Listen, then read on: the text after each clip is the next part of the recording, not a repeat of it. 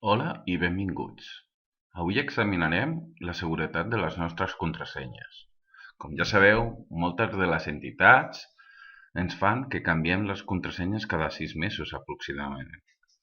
Existeixen unes eines online que ens permeten comprovar la seguretat d'aquestes contrasenyes. Un dels primers recursos que examinarem serà la comprovació que ens dona Kaspersky. Aquí podem comprovar, per exemple, una contrasenya molt senzilla, com per exemple terrassa. Diu que és una paraula d'ús freqüent i que ha aparegut moltes vegades i que és molt feble. Com podem fer una contrasenya més complicada?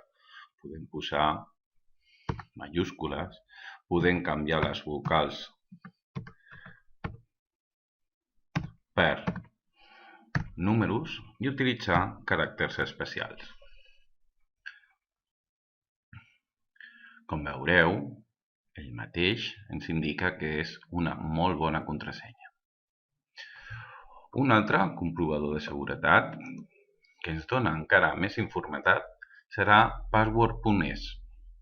Aquest comprovador no només ens indica tota la informació de la contrasenya, sinó que ens dona uns paràmetres que podrem veure i comprovar online si estem complint aquests requisits, com número de caràcter, lletres en majúscules, símbols, etc.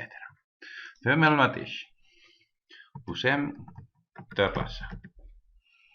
Veiem que no compleix molts requisits i que ens diu que és molt feble aquesta contrasenya. Tornem a posar la d'abans.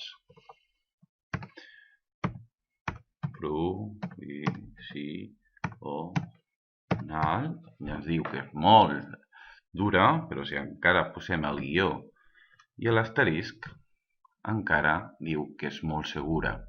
Com podem veure, encara podríem millorar més aquesta contrasenya, però amb un 100% podem dir que aquesta contrasenya és fiable.